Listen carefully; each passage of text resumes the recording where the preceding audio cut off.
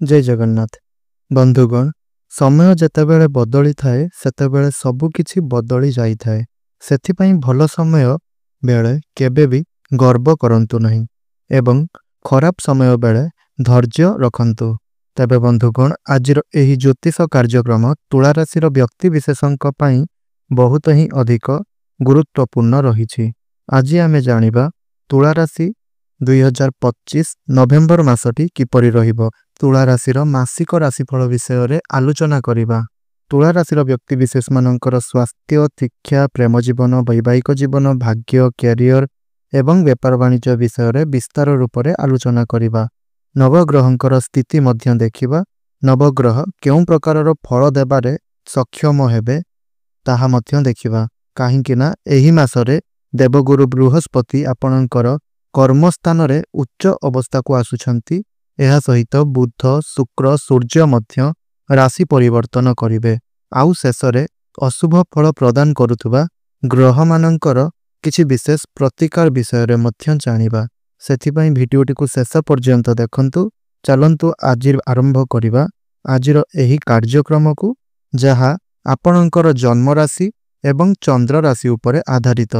एहा पूर्वरु आपणकर जदि तुला राशि होई थाए एवं आपण भी ईश्वर को सच्चा हृदय भक्ति करंती, विश्वास करंती, तेबे भिडियोटी को लाइक करी कमेंट बॉक्स रे जय मां लक्ष्मी, जय शनिदेव अवश्य लिखि दियंतु।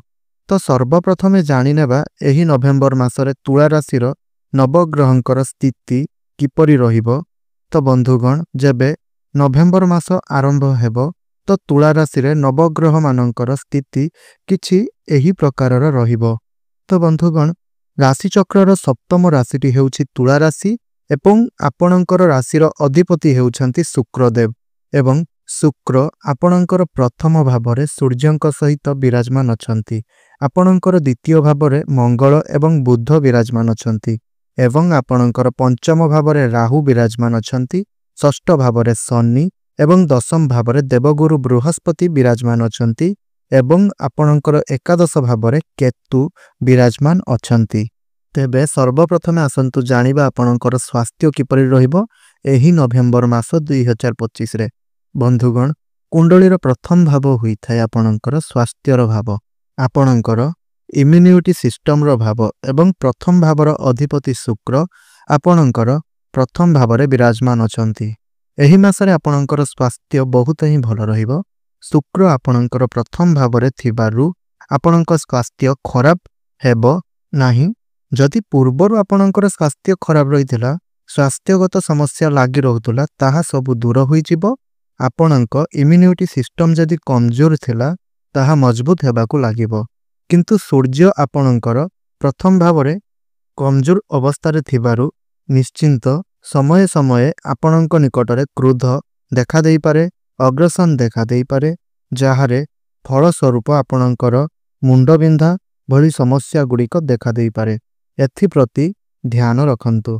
तो एबे आसंतु जानिबा आपणकर शिक्षा किपरि रहिबो एही नवेम्बर मास 2025 रे।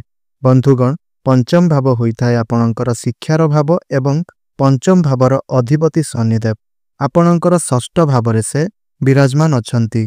देखंतु एठारे शनिकर स्थिति भल अछि, किंतु आपणकर पंचम घरे राहु थिबा कारणरु किछि समस्या देखा देबो। पूर्वरु बृहस्पतिंक दृष्टि आपणकर पंचम भावरे थिबारु आपणकर शिक्षा क्षेत्र रे जहा भी किछि समस्या देखा देउथिला, ताहा आपणकर बृहस्पति दशम को चलन करिबा परे राहु आपणकर पंचम रे थिबारु आपणक मनरे टिके द्वंद्व आसी पारे। राहु केवल एठारे नवेम्बर मासरे नुहे, बरं आगामी किछि दिन पर्यंत पंचम भावरे अछंती। आपण कहा कथारे भासी जाई पाठ पढ़ारे किछि बड़ डिसिशन नियंतु नाही, नहेले भविष्यतरे समस्या रे पड़ी पारंती। आपणक मन पाठ पढ़ारे न लागी खेलकूदरे लागी पारे। आपणक मन मोबाइल फोन रे बेसी लगाई पारंती। किंतु शनि आपणकर षष्ठ रे रही द्वादश गृह को दृष्टि पकाउथिबारु आपण उच्च शिक्षा पई बाहर को जाई पारंती, एडमिशन नहीं पारंती, कौनसी दूर स्थान रे कोचिंग नहीं पारंती। किंतु राहु पंचम रे थिबारु आपण आपणक पाठ पढ़ारे मन दियंतु, मन को स्थिर रखंतु। एबे आसंतु जानिबा ଆପଣଙ୍କ ପ୍ରେମ ଜୀବନ କିପରି ରହିବ ଏହି ନଭେମ୍ବର ମାସ 2025ରେ। ବନ୍ଧୁଗଣ, ପଞ୍ଚମ ଭାବ ହିଁ ହୋଇଥାଏ ପ୍ରେମ ଜୀବନର ଭାବ। ଯେମିତିକି ଆପଣଙ୍କୁ କହିଲି, ପ୍ରେମଜ ବା ପ୍ରେମ ଭାବର ଅଧିପତି ଶନିଦେବ ଷଷ୍ଠ ଘରେ ଅଛନ୍ତି ଏବଂ ପଞ୍ଚମରେ ରାହୁ ବିରାଜମାନ ଅଛନ୍ତି। ଦେଖନ୍ତୁ, ରାହୁ ପଞ୍ଚମରେ ଥିବାରୁ ଆପଣଙ୍କ ପ୍ରେମ ଜୀବନରେ ଯେତେ ଭଲ ସମୟ ଚାଲିଥିଲେ ମଧ୍ୟ, ଆପଣଙ୍କ ଦୁଇ ଜଣଙ୍କ ମଧ୍ୟରେ ଠିକ୍ ତାଳମେଳ ଚାଲିଥିଲେ ମଧ୍ୟ ଆପଣ ଭାବୁଥିବେ କି ଆପଣଙ୍କର ତ ସବୁ ଭଲ ଚାଲିଅଛି, କିନ୍ତୁ ରାହୁ ଏକ ଏପରି ଗ୍ରହ ଅଟନ୍ତି ଯାହାଫଳରେ ଆକସ୍ମିକ ଭାବରେ ଆପଣଙ୍କ ସମ୍ପର୍କରେ ଫାଟ ସୃଷ୍ଟି ହୋଇପାରେ। ଏଥିପ୍ରତି ଆପଣ ଟିକେ ଧ୍ୟାନ ଦେବେ। ରାହୁ ହେଉଛନ୍ତି ଭ୍ରମିତ ଗ୍ରହ, ଆକସ୍ମିକ ଭାବରେ ସମ୍ପର୍କରେ ଫାଟ ସୃଷ୍ଟି କରନ୍ତି। ତ ଆପଣ ଶିକ୍ଷାକ୍ଷେତ୍ର ଏବଂ ପ୍ରେମ ଜୀବନରେ ଆପଣ ଏହି ମାସରେ ବିଶେଷ ଭାବରେ ଧ୍ୟାନ ଦିଅନ୍ତୁ। ତ ବନ୍ଧୁଗଣ, ଏବେ ଆସନ୍ତୁ ଜାଣିବା ଆପଣଙ୍କ ବୈବାହିକ ଜୀବନ କିପରି ରହିବ ଏହି ନଭେମ୍ବର 2025ରେ। ବନ୍ଧୁଗଣ, ସପ୍ତମ ଭାବ ହୋଇଥାଏ ଆପଣଙ୍କର ବୈବାହିକ ଜୀବନର ଭାବ ଏବଂ ସପ୍ତମ ଭାବର ଅଧିପତି ମଙ୍ଗଳ ଆପଣଙ୍କର ଦ୍ୱିତୀୟ ଭାବରେ ବିରାଜମାନ ଅଛନ୍ତି। ଦେଖନ୍ତୁ, ଏହି ମାସରେ ଆପଣଙ୍କର ରାଶିର ଅଧିପତି ଶୁକ୍ର ଆପଣଙ୍କର ସପ୍ତମ ଭାବକୁ ଦେଖୁଛନ୍ତି ଏବଂ ମଙ୍ଗଳ ଆପଣଙ୍କର ଦ୍ୱିତୀୟ ଭାବ ଧନର ଭାବରେ ବିରାଜମାନ ଅଛନ୍ତି। ଏହି ମାସରେ ଆପଣଙ୍କର ବୈବାହିକ ଜୀବନ ବହୁତ ଅଧିକ ଭଲ ରହିବ। ଆପଣଙ୍କ ମଧ୍ୟରେ ଭଲ ପାଇବା ବଢ଼ିବ, ତାଳମେଳ ଠିକ୍ ରହିବ। ଆପଣ ଦୁଇ ଜଣ ମିଶି ଫ୍ୟାମିଲି ପ୍ଲାନିଂ ମଧ୍ୟ କରିପାରନ୍ତି, କାହିଁକିନା ମଙ୍ଗଳ ଆପଣଙ୍କର ଫ୍ୟାମିଲି ଭାବରେ ବିରାଜମାନ ଅଛନ୍ତି। ହୁଏତ ଆପଣଙ୍କୁ ସନ୍ତାନ ସୁଖ ପ୍ରାପ୍ତି ହୋଇପାରେ, ଘରକୁ କୌଣସି ନୂତନ ଅତିଥି ମଧ୍ୟ ଆସିପାରନ୍ତି। ଲାଇଫ୍ ପାର୍ଟନରଙ୍କର କ୍ୟାରିୟରରେ ମଧ୍ୟ ଗ୍ରୋଥ ଆସିବ ଏବଂ ଲାଇଫ୍ ପାର୍ଟନରଙ୍କ ଦ୍ୱାରା ଆପଣଙ୍କୁ କିଛି ଧନ ମଧ୍ୟ ପ୍ରାପ୍ତି ହୋଇପାରେ। ଏହି ମାସରେ ଆପଣଙ୍କର ବୈବାହିକ ଜୀବନ ଅତ୍ୟନ୍ତ ଭଲ ରହିବ। ବର୍ତ୍ତମାନ ଆସନ୍ତୁ ଜାଣିବା ସବୁଠାରୁ ଗୁରୁତ୍ୱପୂର୍ଣ୍ଣ ତଥ୍ୟ, ଯାହାକି ଆପଣଙ୍କର ଭାଗ୍ୟ, କ୍ୟାରିୟର ଏବଂ ବେପାର ବାଣିଜ୍ୟର ସ୍ଥିତି କିପରି ରହିବ। ଏହି ନଭେମ୍ବର ମାସ 2025ରେ ଆପଣଙ୍କର ଏହି ସବୁ କିଛି କିପରି କଟିବ। ବନ୍ଧୁଗଣ, ନବମ ଭାବ ହୋଇଥାଏ ଆପଣଙ୍କର ଭାଗ୍ୟର ଭାବ, ଦଶମ ଭାବ ହୋଇଥାଏ ଆପଣଙ୍କର କ୍ୟାରିୟରର ଭାବ। ନବମ ଘରର ଅଧିପତି ହେଉଛନ୍ତି ବୁଧ, ଆପଣଙ୍କର ଦ୍ୱିତୀୟ ଘରେ ବିରାଜମାନ ଅଛନ୍ତି। ଏହି ମାସରେ ଆପଣଙ୍କର ଭାଗ୍ୟ ବହୁତ ହିଁ ଭଲ ରହିବ। ଭାଗ୍ୟ ଆପଣଙ୍କର ମଜବୁତ ରହିବ, କାହିଁକିନା ଭାଗ୍ୟର ଭାବ ଅଧିପତି ଧନ ଭାବରେ ବିରାଜମାନ ଅଛନ୍ତି। ଭାଗ୍ୟ ବଳରେ ଏହି ମାସରେ ଆପଣଙ୍କୁ ଧନ ପ୍ରାପ୍ତି କରାଇବେ ସେ। ତେବେ ଆକସ୍ମିକ ଧନ ଆପଣଙ୍କୁ ପ୍ରାପ୍ତି ହୋଇପାରେ, ଆପଣଙ୍କର ଫାଇନାନ୍ସିଆଲ ଗ୍ରୋଥ ହେବ, ବ୍ୟାଙ୍କ ବାଲାନ୍ସ ବଢ଼ିବ। ଏହା ସହିତ ଗୁରୁଙ୍କର ଦୃଷ୍ଟି ମଧ୍ୟ ବୁଧଙ୍କ ଉପରେ ରହୁଛି। ଆପଣ କିଛି ବଡ଼ କାର୍ଯ୍ୟର ଆରମ୍ଭ କରିପାରନ୍ତି, ବଡ଼ ଇନଭେଷ୍ଟମେଣ୍ଟ କରିପାରନ୍ତି କିମ୍ବା ବଡ଼ ଜିନିଷ କ୍ରୟ କରିପାରନ୍ତି।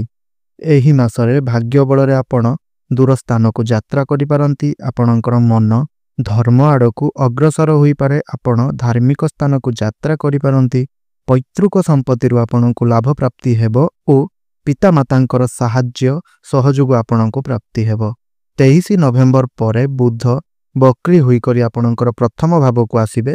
ଏହାପରେ ଆପଣଙ୍କର ଭାଗ୍ୟଶାଳୀ ବୋଲି ଆପଣ ନିଜକୁ ଅନୁଭବ କରିବେ ଏବଂ ଭାଗ୍ୟ ଆପଣଙ୍କର ପୂର୍ଣ୍ଣ ମାତ୍ରାରେ ସାଥ ଦେବ।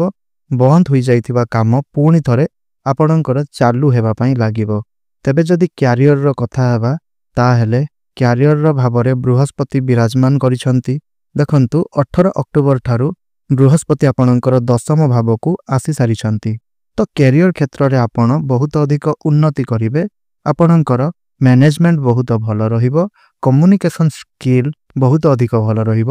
ସବୁଠାରୁ ବଡ଼ କଥା ଏହା କି ଯେଉଁମାନେ ଚାକିରି କରିନଥିଲେ, ବେରୋଜଗାର ଥିଲେ, ସେମାନଙ୍କୁ ବର୍ତ୍ତମାନ ତାଙ୍କର ମନ ମୁତାବକ ଚାକିରି ପ୍ରାପ୍ତି ହେବ। ଯେଉଁମାନେ ପ୍ରମୋସନର ଆଶା ରଖିଥିଲେ, ସେମାନଙ୍କୁ ଆକସ୍ମିକ ଭାବରେ ପ୍ରମୋସନ ମଧ୍ୟ ପ୍ରାପ୍ତି ହେବ। ଆପଣଙ୍କ ପାଖକୁ ନୂଆ ନୂଆ କାମ ଗୁଡ଼ିକ ସବୁ ଆସିପାରେ। ଆପଣଙ୍କର ସମସ୍ତ କାର୍ଯ୍ୟଗୁଡ଼ିକୁ ଆଚିଭ୍ କରିବାରେ ସଫଳତା ହାସଲ କରିବେ, କାହିଁକିନା ବୃହସ୍ପତି ଆପଣଙ୍କ କର୍ମ ଭାବରେ ଉଚ୍ଚସ୍ଥ ଅଛନ୍ତି। ବେପାର ବାଣିଜ୍ୟର କଥା ହେବା ଯଦି, ଏହି ମାସରେ ଆପଣଙ୍କର ବ୍ୟାପାର ବାଣିଜ୍ୟ ବହୁତ ଅଧିକ ହିଁ ଭଲ ରହିବ।